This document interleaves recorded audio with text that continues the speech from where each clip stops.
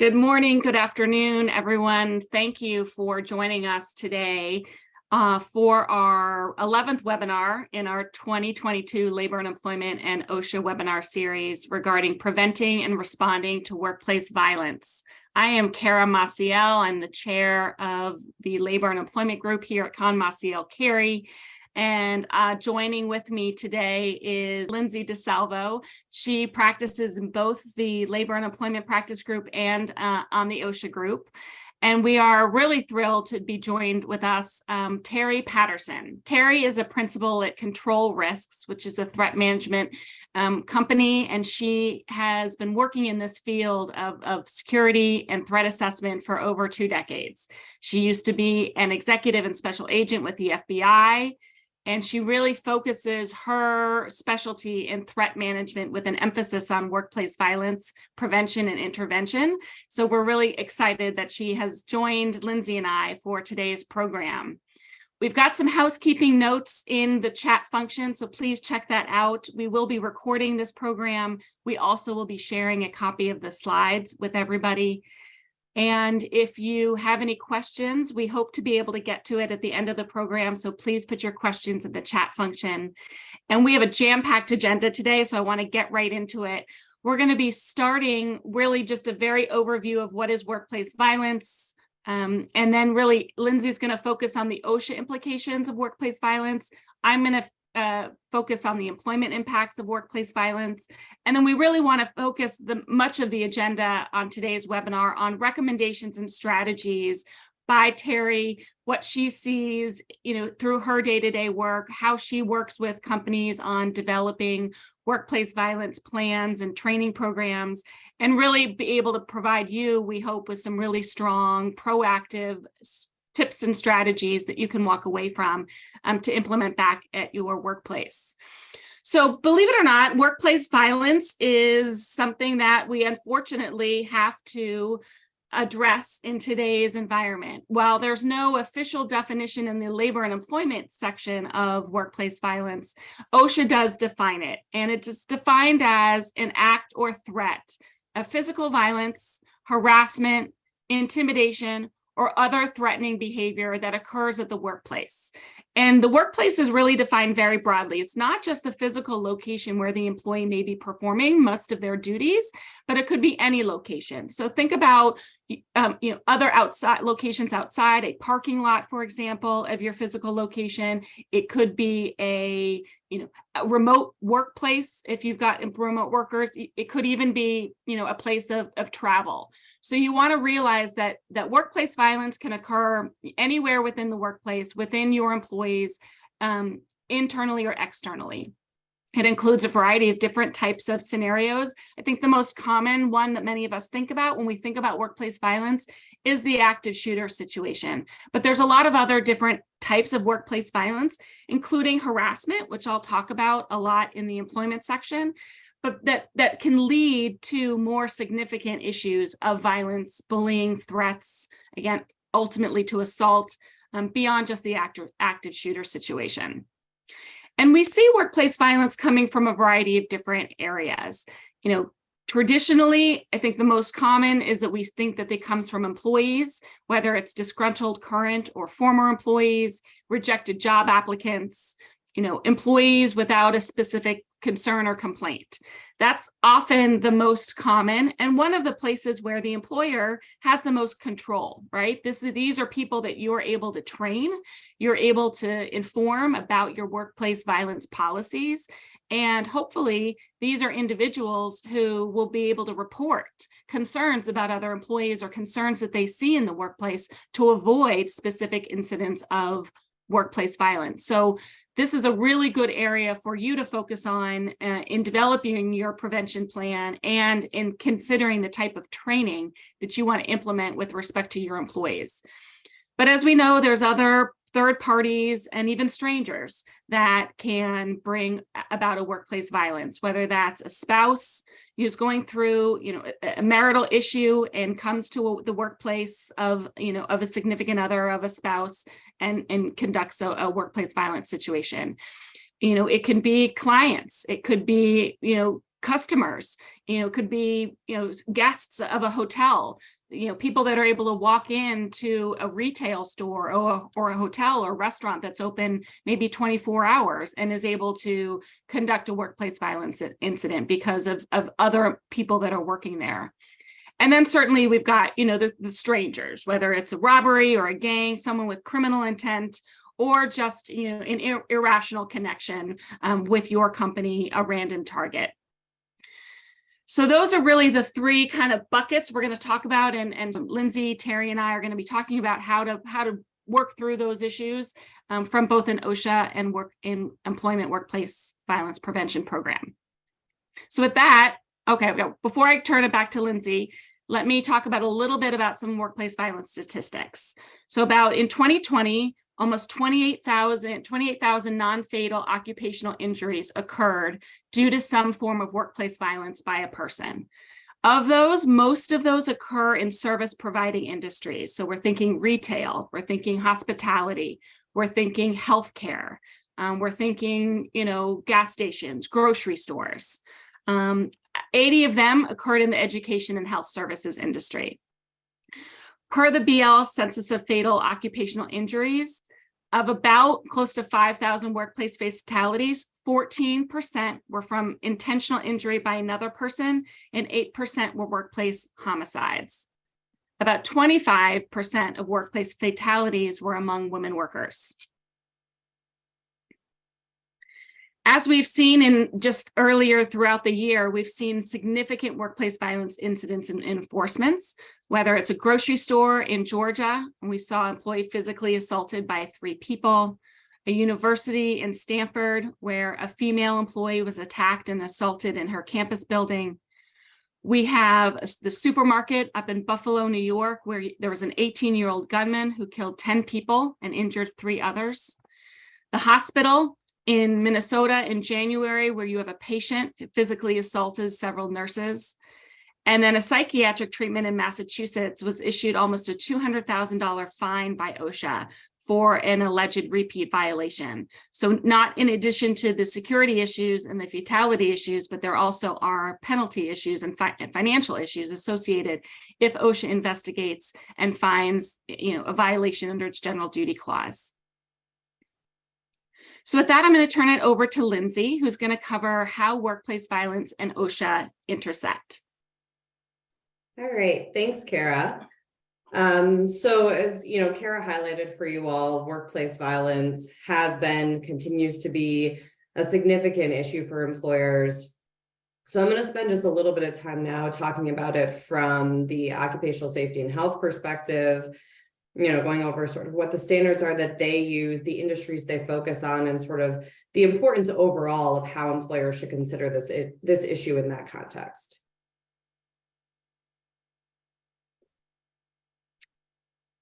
So as many of you might know already, OSHA does not have a regulation for workplace violence. So as you might know, OSHA has a set of regulations that address specific types of hazards, conditions, but they do not have one for workplace violence. But they do enforce. They do go into workplaces and inspect for workplace violence complaints. They issue citations related to workplace violence. And the way they do that is by using what's called the General Duty Clause, which is Section 5A1 of the OSHA Act. And that provision, the General Duty Clause, basically requires that an employer provide a place of employment free from recognized hazards that are causing or likely to cause death or serious physical harm. And so in that context, there's sort of, 4 main elements that OSHA has to establish to show that something that is not covered by a regulation is a violation of the General Duty Clause.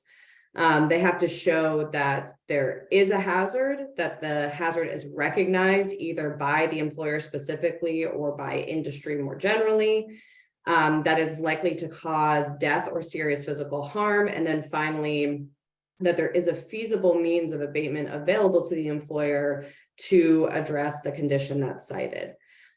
So in the context of workplace violence, we've seen this done in a couple different ways. And And the elements that we're going to really focus on today, and the element that we wanted to talk about in some detail, is the concept of what is a recognized hazard. How does OSHA establish that workplace violence is a recognized hazard, either at the particular employer's work site or for the industry more generally? So in the context of hazard recognition, there are several different things that OSHA has relied on and pointed to in establishing that workplace violence is a recognized hazard, either for the employer or for the industry more generally. One significant way is industry consensus guidance. So this could be OSHA's own guidance, which we'll talk about a little bit. They do have specific guidance for a couple different industries where workplace violence has, at least been recognized as OSHA and, a lot of employers in the industry as a potential hazard. The employer's own policies. So this is an interesting one because, we do definitely recommend that workplace violence policies are something that employers have. Workplace violence prevention programs are something that employers have. But OSHA can look to different policies that might address issues of workplace violence to establish that this was something that was recognized by the employer, whether it's a policy in the context of healthcare, for instance, to address certain violent behaviors from patients. That could go to showing that the healthcare facility did recognize that, this was a potential hazard. Injury and illness data is a big one. We've definitely seen this used in the workplace violence enforcement actions in which we've been involved.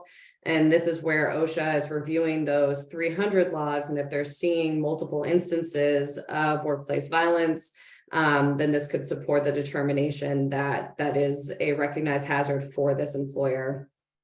And then OSHA's own guidance. So I guess that kind of goes hand in hand. Industry consensus guidance. I think Terry's going to talk a little bit about that later in the presentation, the types of guidance that's out there related to workplace violence beyond just OSHA's guidance.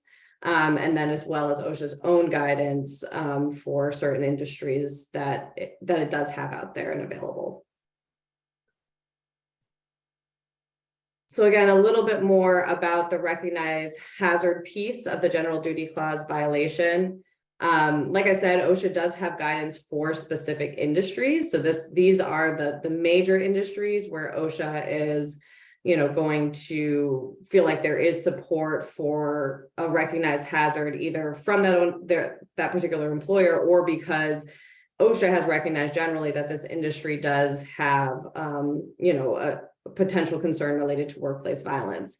So the industries in which OSHA has published guidance for workplace violence specifically is for taxi drivers, healthcare, and social services. That's sort of the biggest one and the focus of a potential rulemaking effort right now. And then finally, they also do have guidance for late night retail establishments.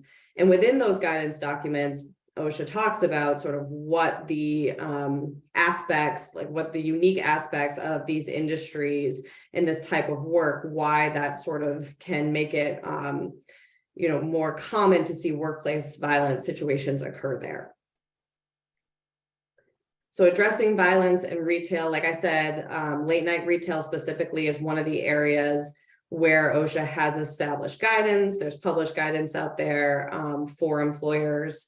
And some of the unique workplace violence risk factors that they've identified for retailers is the exchange of money, which can lead to, Kara went over those statistics of, who is sort of responsible for workplace violence incidents. There is a big chunk that is, customers, strangers.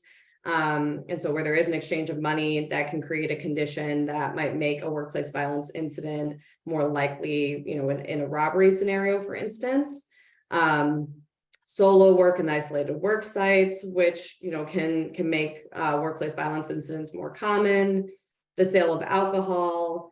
And then, there can be circumstances where the store might be poorly lit or parking areas are poorly lit, which again, just sort of create a scenario in which a workplace violence incident might be easier, in the context of a robbery, for instance, and those conditions OSHA has identified as unique to late night retail. And in that guidance, OSHA reviews sort of what its expectations are for how employers in that industry should address workplace violence and efforts to prevent workplace violence incidents, which includes having a workplace violence prevention program, which Terry will talk a little bit more in detail about, sort of recommendations related to that toward the end of our presentation, as well as sort of conducting an evaluation of the work site to see what other steps could be taken to address those unique risk factors and make a workplace violence incident less likely, such as adding security cameras, improving lighting, taking steps to put other security measures or systems in place for employees to access, things like that. And the guidance for that particular industry covers what OSHA would suggest in that context. There is also what OSHA terms non-mandatory guidance for the healthcare industry and social service workers. And, we put non-mandatory in quotes because the guidance document is often what is referenced in the context of a general duty clause workplace violence violation. And similar to the late night retail guidance, this guidance does sort of address the unique factors that healthcare facilities face and why that might make workplace violence more prominent, more likely. And it also sort of discusses the risk factors and the causes of workplace violence, as well as the preventive measures that OSHA would expect that healthcare facilities and social services facilities are taking. And that's important too, going back to the elements of a general duty clause violation. Feasible means of abatement is one of the elements that OSHA has to prove. So they certainly could go back to the guidance to say, look, we gave you, some ideas about the measures that could be taken. We would expect that those measures be taken to address workplace violence where it has been identified as an issue here. And then these are just some examples of what OSHA has suggested as feasible means of abatement, ways to sort of address workplace violence in the healthcare context. They suggest screening psychiatric patients for potential violence before admission. And that sort of goes, hand in hand with the concept of sort of evaluating your work environment, seeing where the potential sources of workplace violence might come from. Ensuring adequate number of properly trained security personnel are available to help if an incident occurs, implementing a system that might flag a patient's chart if they do have a history of violence, and then, minimizing the circumstances where employees might be working alone or in secluded places. We talked about sort of that issue of working in isolation related to late night retail as well. So OSHA does sort of address that in the healthcare context and how that can be addressed. And again, this is all going hand in hand with a workplace violence program, as well as training for employees on what that program involves and the steps that can be taken if a workplace violence incident occurs. There's also been some efforts in the lodging industry to address concerns related to workplace violence.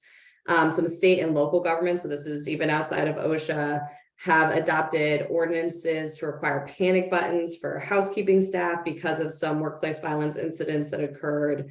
And we're seeing things like that sometimes included in collective bargaining agreements to just sort of ensure that those additional protections are in place for vulnerable workers in those situations where workplace violence might be more common.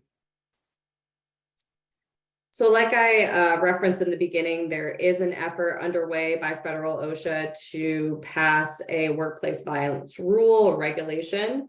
It's specifically aimed at the healthcare industry and social services industry. It's been underway since, July 2016 is when sort of the effort was started by the unions. In January 2017 is where the current Assistant Secretary of Labor for OSHA sort of initiated the process of the rulemaking. But it's really hasn't progressed anywhere since then. It is still currently on the spring 2022 regulatory agenda at the pre-rule stage. But the SBREPA process, to my knowledge, has not been started. And so it's really sort of at the early stages. And then lastly, we just wanted to touch on the fact that there was also an effort in Congress to sort of push for a workplace violence rule from OSHA. There is a current law out there, or a current proposed effort out there called Workplace Violence Prevention for Healthcare and Social Service Workers. It has passed the House, but it also passed the House back in 2019, I believe, and did not end up sort of progressing in the Senate at all. So there is still a continued push from the House to move that forward. And what that would do basically is require OSHA to sort of move forward with the rulemaking process and give some timelines for that. But like I said, it passed the House, but it hasn't moved anywhere in the Senate right now. And it doesn't, at least at this point, look like there's going to be progress made on that front. So with that, I will turn it back over to Kara to talk about the employment law implications of workplace violence. Great. Thanks, Lindsay. So yeah, in employment law and workplace violence, you really want to think a little bit about where does your liability come from as the employer. So there's a variety of different types of liability that an employer could see stemming from a workplace violence incident. You've got employees, as Lindsay just talked about at length. You've got the OSHA General Duty Clause, but you've also got potential common law claims, whether through negligent hiring, because either you didn't perform a background check, or you did perform a background check and you didn't carefully look at the results, or you didn't respond to the results of that background check that could have given you some idea that maybe there was somebody who had a violent tendency that you were hiring.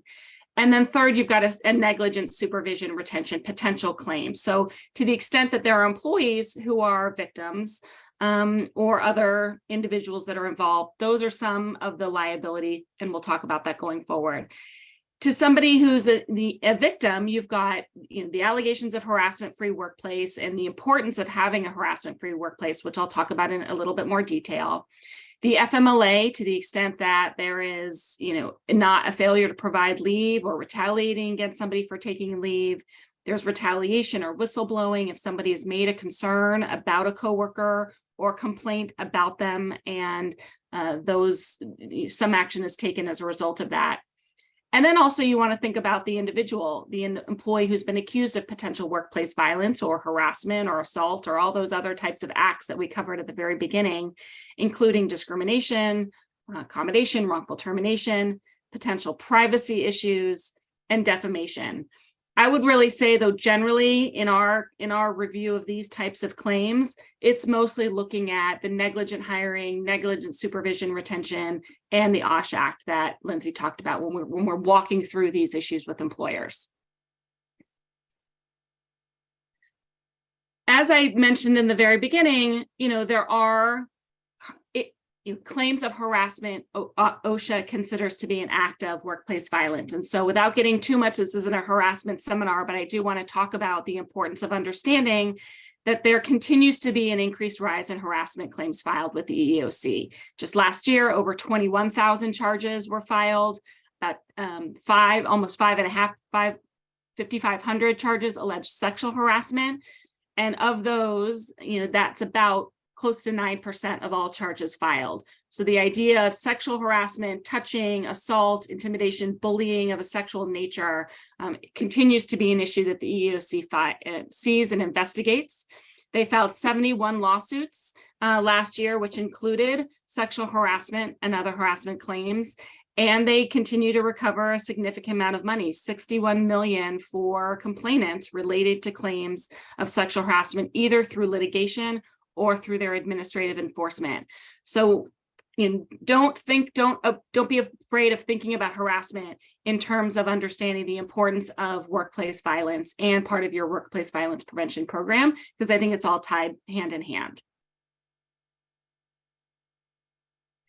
In 2016, you may all be aware, but the EEOC did do a select task force on harassment, and these are some of their findings. I think this unfortunately continues to be an issue today, that it often remains a persistent problem that's too often goes unreported. Sort of the least common response to harassment is to take some type of formal action, either to report it or file a formal legal complaint. A lot of people are, for one reason or another, are afraid to report it because they either don't want to bring concerns of their coworkers, they don't want to feel like they're going to get retaliated against, or they just generally don't want to make a big deal in the workplace. But that's where some of the training really comes into play, and the importance of the complaint procedure in stemming off what could be a more aggressive harassment and or workplace violence situation. There's obviously a very strong business case for preventing harassment, which includes protecting victims if they experience mental, physical, and economic harm. But it also decreases productivity, increased turnover, reputational harm. All of those issues are reasons why you have a very strong and should be having a very strong harassment prevention program in the workplace. When talking about the leadership and accountability, that's really a critical part of any type of harassment program. When we do trainings, when we do harassment seminars, I always encourage senior leaders to really be at the forefront, do an introduction of that training and explain why it's really important to the company culture. You've got that's the greatest impact you can have to prevent, but also to allow harassment to flourish in the workplace. So making sure that you've got a good accountability system to ensure that those who are engaging harassment are held responsible, and those who report harassment really are rewarded or incentivized.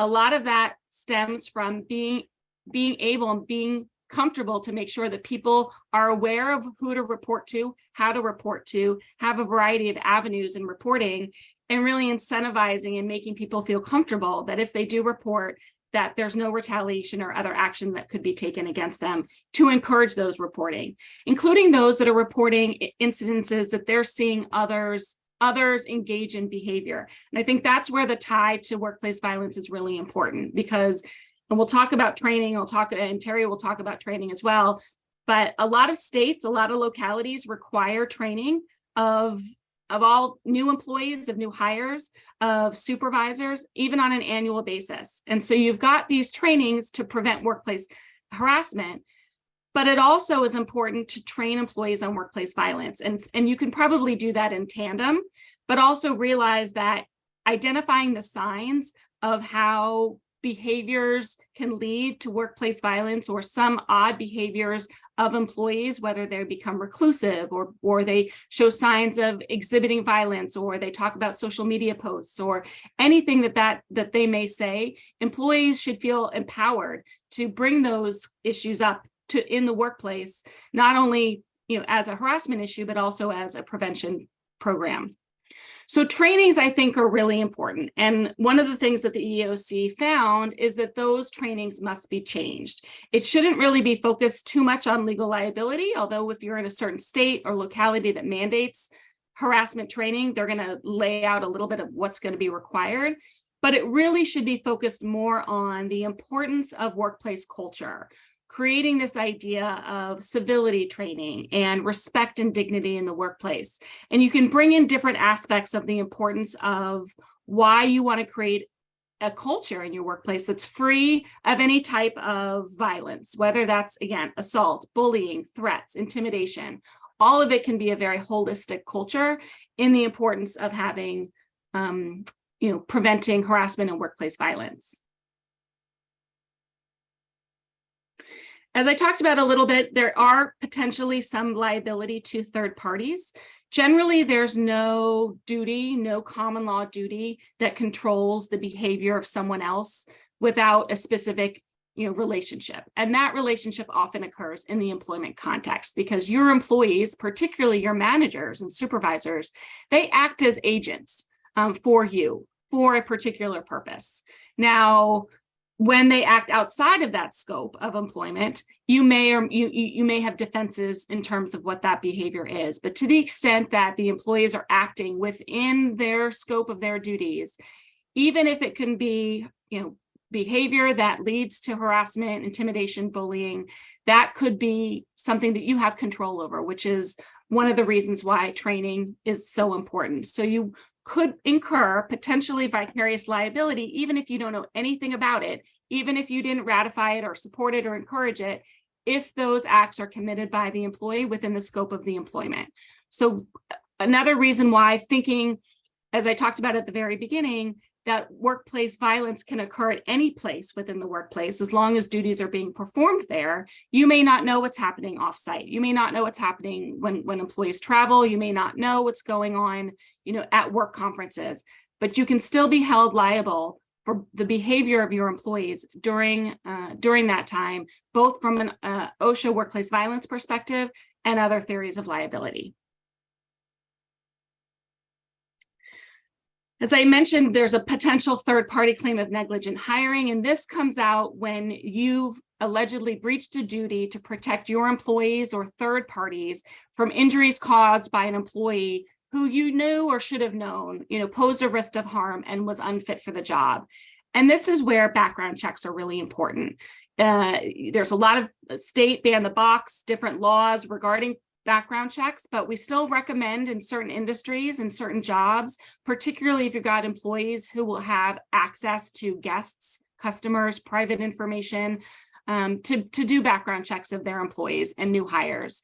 So it's important that if you're going to do background checks, you're going to do them right, and you implement them thoroughly and accurately, and you follow up on leads where you need to. So you want to make sure you're checking prior employers.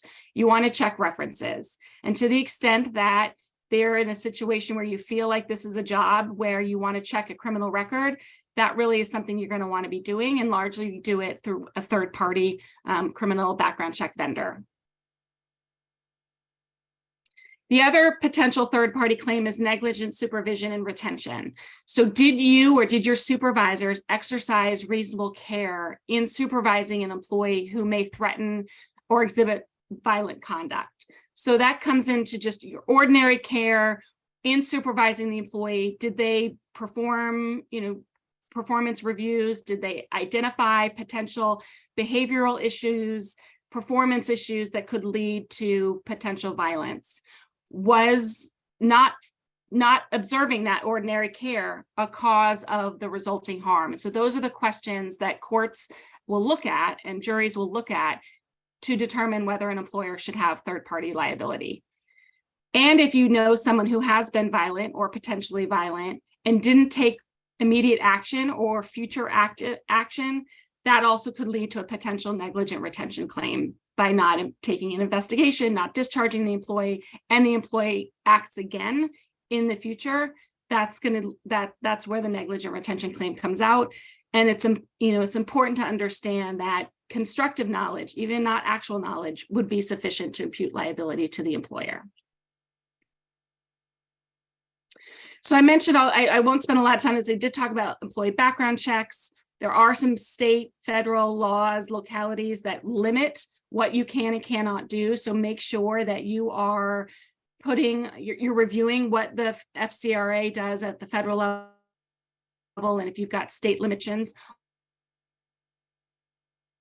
on background checks, you're complying with those laws. Generally, you should be looking at at convictions and not arrests. So making sure that when you're pulling that data, you're only looking at convictions. FCRA compliance, that's the federal compliance law that I mentioned, that has a lot of regulations in terms of what disclosures you need to impart to your applicants if you're going to be doing third-party criminal background checks. As I mentioned, there are trending ban the box state laws, which essentially says that you can't do a background check until after a conditional offer of employment. So check your state laws as to whether that's going to apply to you. Look at employment applications. You want to get information about reference checks, about job changes, anything that could give you some information into someone's background and employment history. And it's important to document this because this goes to your duty of care, your ordinary duty of care, to avoid either a negligent hiring or a negligent retention and supervision claim. And with that, I want to really, as I said, wanted to leave the bulk of the presentation, turn it over to Terry to really talk about some recommendations and strategies for your workplace. And we hope to be able to have some time at the end for some questions. Thank you, Kara. Thank you, Kara and Lindsay, for the invitation to be here today. And as has already been mentioned, we can go ahead and jump right to the next slide here. I'm going to go ahead and get right into this. What I want to do is cover a bit of what we're seeing. As has already been mentioned, I'm with Control Risk. We are a risk consultancy. And you know a bit about my background. I retired from the FBI and came over to Control Risk to work on their threat management team, where I'm supported here by 5 additional team members. I spent some time at the Behavioral Analysis Unit, about 8 years at the Behavioral Analysis Unit at the FBI, where in addition to reviewing cases, I also participated in research and really learned a lot about mobilization to violence, precursors to violence, how to prevent, and as we often said at that time, off-ramp, if you will, some of those dynamic risk factors when present in order to hopefully prevent violence in the workplace and elsewhere. So I'm happy to be here. I want to talk a bit about what we are recommending to our clients, and I'll share some of what our clients are seeing as well, as we have been engaged quite heavily more recently with program reviews for a lot of our clients. So again, just to level set the realities of workplace violence, I want to touch on this. When we think about workplace violence, sometimes we hear from employees or from employers that these incidents occur out of the blue, or that someone appeared to just snap. One day they were fine, the next day they came in, or someone had been experiencing some difficulty at work, maybe had deviated from baseline, what we would consider their baseline behavior, and they then engaged in an incident that caused some concern. So some of the realities that I think are important to recognize in order to put together and build a robust program, of workplace violence prevention program, is that what we have seen, what research has told us, is that time and time again, threats, risk factors, they're almost always present. And of course, they're often present when there isn't an act of violence, because we see with education, employers really jumping in and mitigating some of those risks. We get more concerned, frankly, about leakage or warning signs that may be subtle, but in aggregate really start to paint a picture of concern. Frankly, in many ways, more so than direct threats. Now, obviously, we always have to be sensitive to direct threats. We never want to ignore direct threats, but it's also important to recognize that very often we see leakage or indirect behaviors that are concerning. And then again, we often think about workplace bullying as being just bullying, but we have found, and again, research has suggested that workplace bullying is often a stepping stone to workplace violence. So as has already been mentioned, really looking at that entire comprehensive set of behaviors that may indicate future violence. And then I think what is most important is this last bullet here, is that this pathway, we've seen this time and time again, when we look at violent incidents and we do what is often referred to as that psychological autopsy, if you will, that behavioral autopsy, where we go back and examine the weeks, the months prior to that incident, we've found time and time again that there is a clear pathway toward violence, and it's an evolutionary one, and it's a dynamic one. That's the important piece. It's a dynamic one that we can influence. And so that is why we spend so much time focused on some of those precursor behaviors. Next slide, if you will. Some of the precursor behaviors that I'll get into more specifically in a moment. But quickly, an overview, what we recommend for a robust workplace violence prevention program is a few core principles here, right? We want to have a program that focuses heavily on prevention. Obviously, response is important, but we always want to stay, as we refer to, on the left side of that potential violence. We want to focus on prevention. And that means having a team to guide a process by which employees at every level are taught what to look for and how to report concerns, how to escalate those concerns. And then when those concerns are escalated, you want to have a multidisciplinary team, of course, that is trained on what to do, what to look for, and then how to mitigate and engage in strategies to hopefully mitigate future violence. For leadership, it's already been pointed out at every level in an organization, we really want to stress creating a culture of safety and security. And I often say that a healthy workplace is a safe workplace.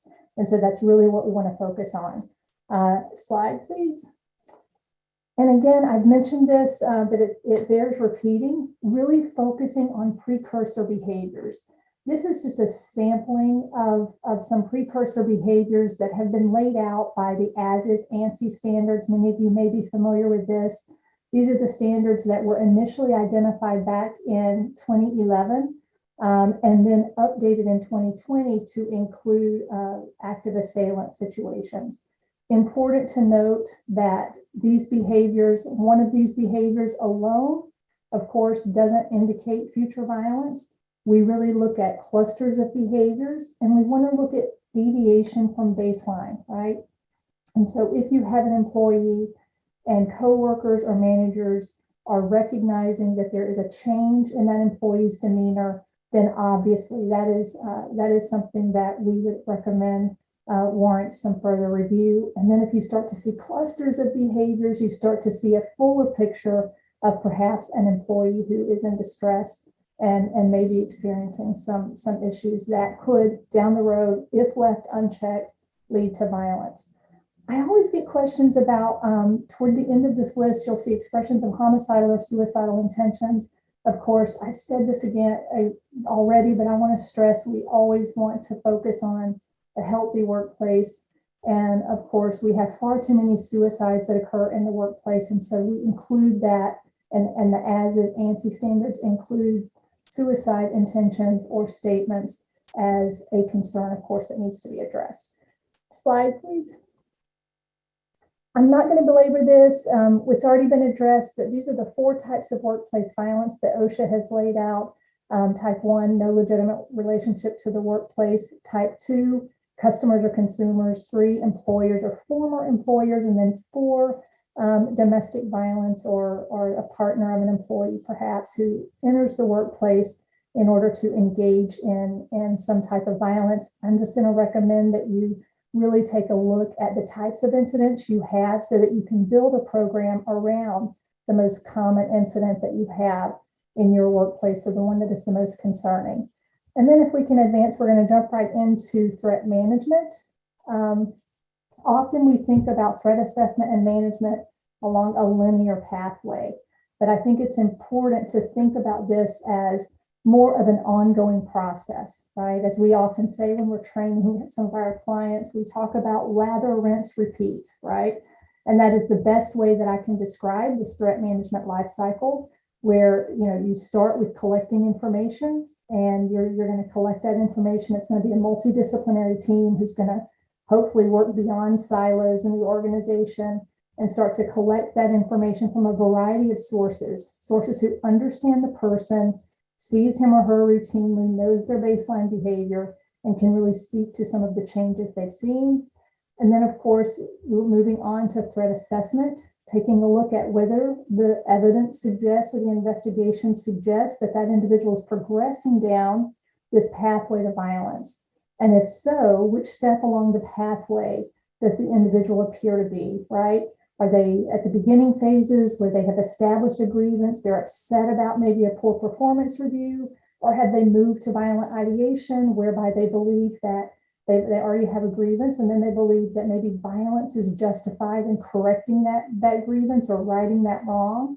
Or have they moved to research and planning, preparation, breach, and attack, right? Those are the steps along the pathway to violence. Those are the things that the threat assessment, threat management team want to consider. And of course, often they may go to an outside expert to get assistance in trying to conduct that threat assessment, because the threat assessment, of course, should lead to a level of concern, an assessment as to the level of concern for the incident.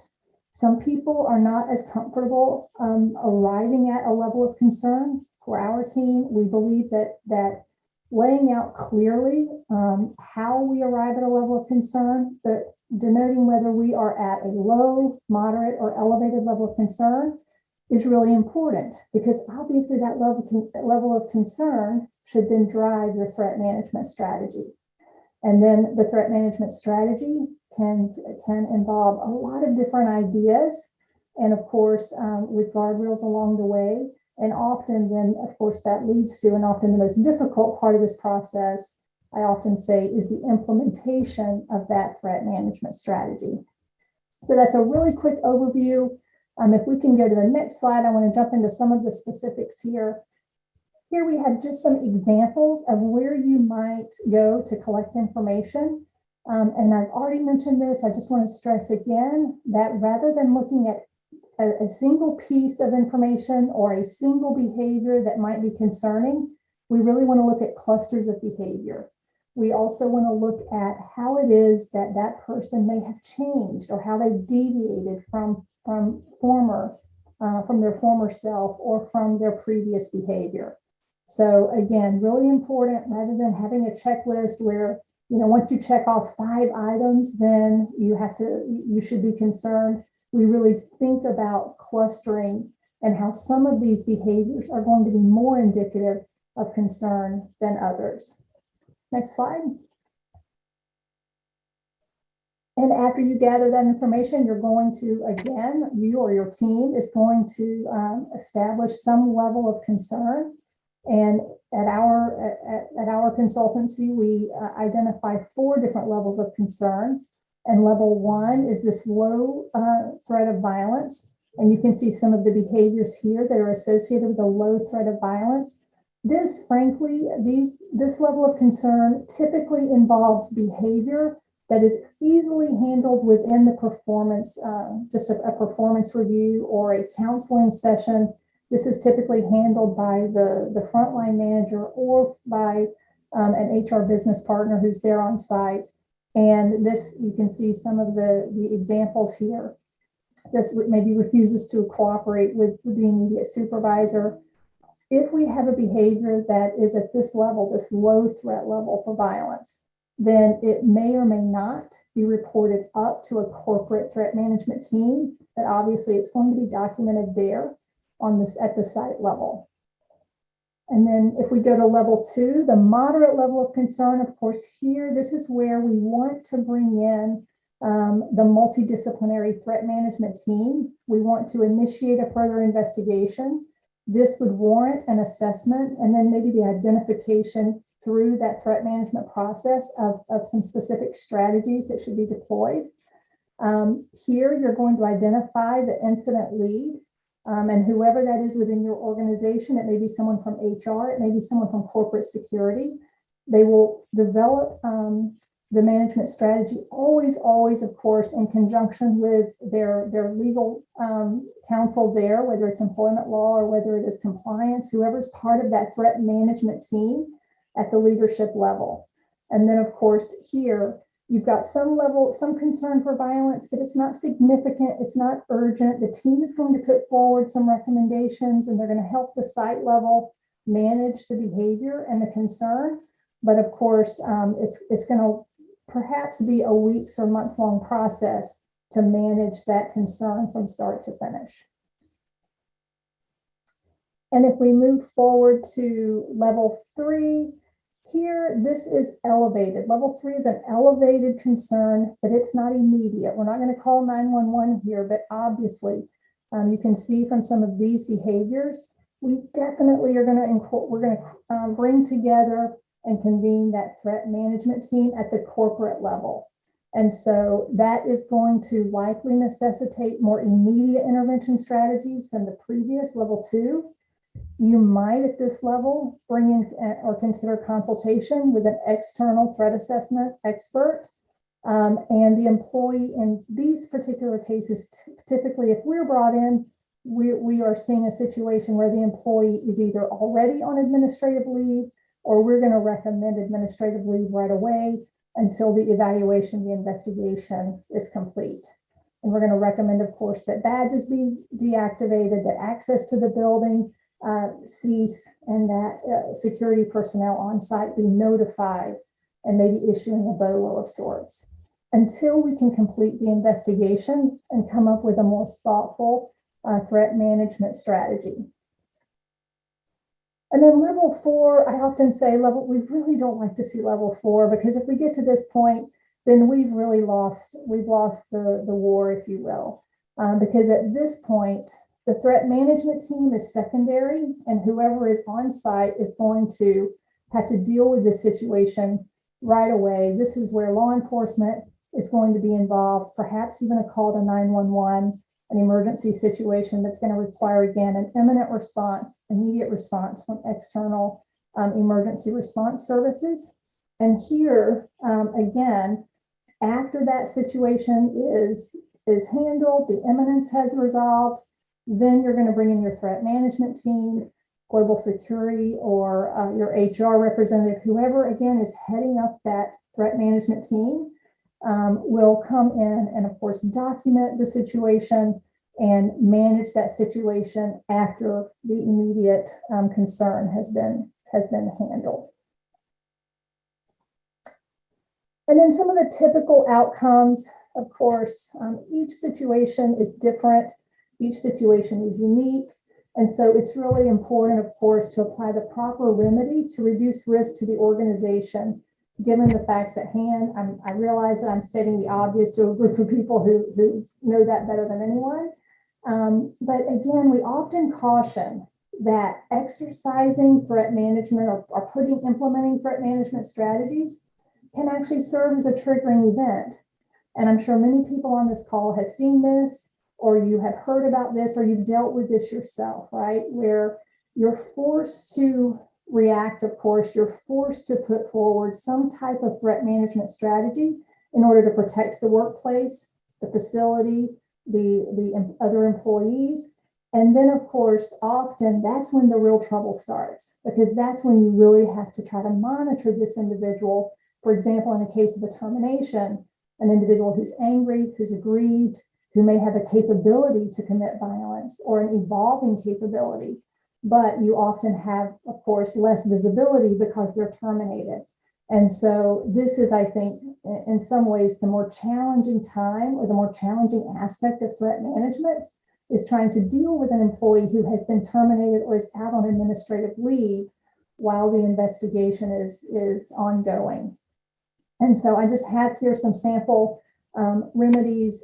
We have recommended and have used all sorts of remedies and threat management recommendations, depending on, of course, the situation, depending on the environment, depending on the particular client that we're dealing with.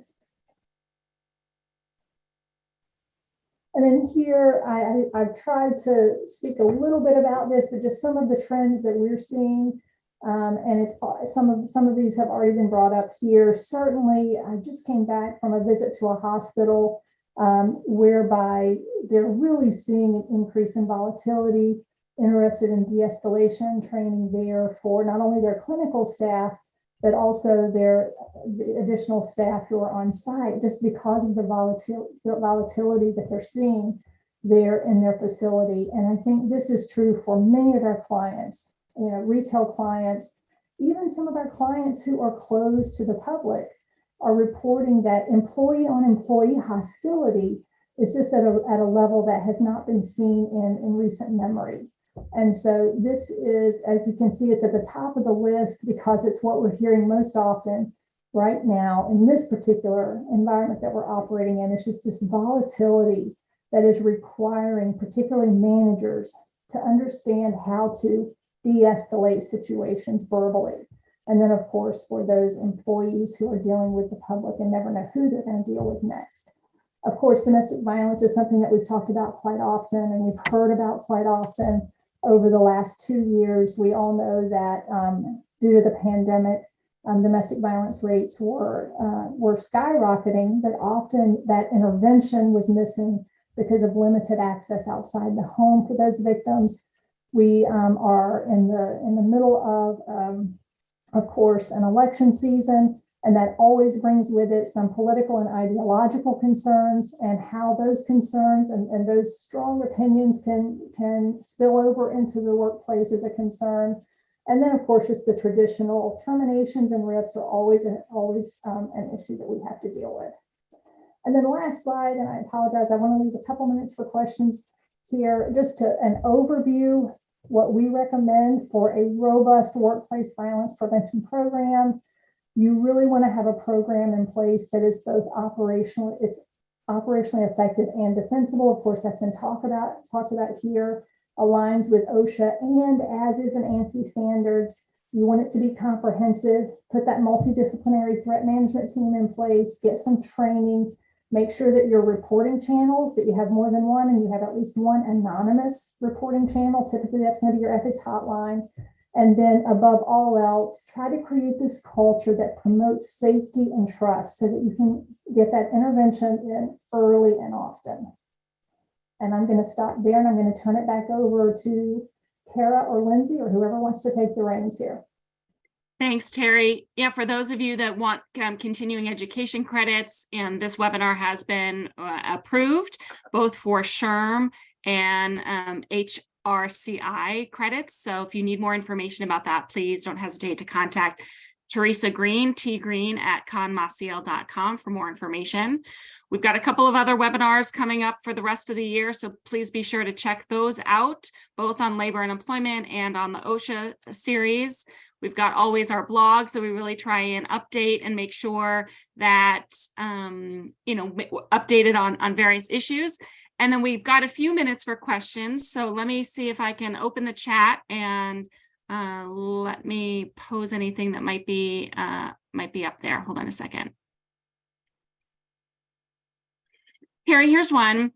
When there's no reports of either a one-off nor clustered behavior indicates reasons for a concern with an employee who later displays an outburst of harassing or retaliatory abusive behavior, what are some good ways to encourage employees to be more proactive about reporting odd or possibly threatening behavior that takes place out of management supervision? Yeah, I think just quickly, this is where we really want to stress to employees in particular that you're focused on that culture of wellness, right? And we have found that although there is a no tolerance for workplace violence policy, everyone has that in place, right? But we actually recommend that you hold that back when you are training employees about reporting concerning behaviors. And again, there are a lot of different opinions about that, but the more we can stress that you want to intervene early in order to help, then we have found that reporting concerning behaviors then increases by coworkers, if that makes sense, because they're not so concerned about costing their coworker their job. They want to just get them help early. Great, thank you. A question has come in that's more geared towards the active shooter scenario. They've seen a shift away from businesses moving from shelter in place protocols and moving to egress as soon as possible. Is egress, do you think, the new workplace violence standard, and when should the latter be implemented?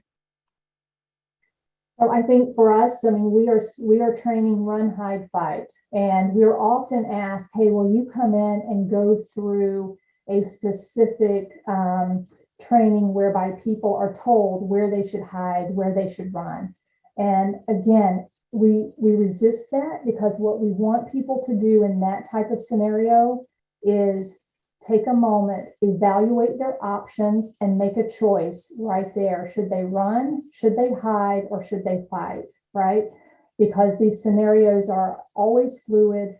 There are a variety of different ways in which they can be, these particular crimes can be affected. And so we really think it's most important for people to recognize those are the three options that they should have on their mind, and whatever the circumstance dictates in that moment, that's what they should do, right? Run, hide, or fight. Run, hide, or fight, excuse me. I think we can maybe have room for one more. And one thing I'll answer this one that came in with respect to the panic buttons. The panic button ordinances seem to be limited to hotel employees, and this is something that maybe nursing facilities should consider as a best practice. I think that's right. The panic button ordinances often are coming out from hotel and lodging because it's being stemmed from the Unite Here labor union movement, and so those are that union has really pushed the local ordinances and then pushing it through collective bargaining agreements. Healthcare is equally as as unionized, so I wouldn't be surprised if we start to see it in other facilities. I have to say, at least in my clients, I have not seen a lot of usage of the panic buttons. They've been provided and they are available, and there was a little bit of a challenge of implementing it and the cost to implement it to make sure that they're all in good working order at all times, but we're really not seeing a large use of it. So whether it can be a best practice, or if there's other additional ways, as we've talked about, in reporting and making sure that people have avenues to bring concerns forward, always is part and parcel to the holistic approach to responding to workplace violence. And Kara, if I can just add one additional point from the OSHA context, panic buttons for nurses is certainly something that we've seen OSHA suggest in the context of healthcare, for OSHA to push for in the context of healthcare as one of the feasible means of abatement to address workplace violence scenarios.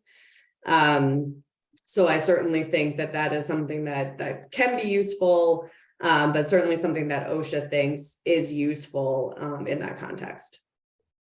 Great. Well, we have hit our 2 o'clock hour. And so thank you everybody for participating in this webinar. We hope you found it useful. We really appreciate Terry for joining us and giving her insight and expertise and wisdom on this really challenging topic. And again, if you have any questions in the future, please don't hesitate to reach out to Lindsay or to myself or to Terry. We'd love to be a resource for you as you guys are navigating, these difficult issues. Thanks again.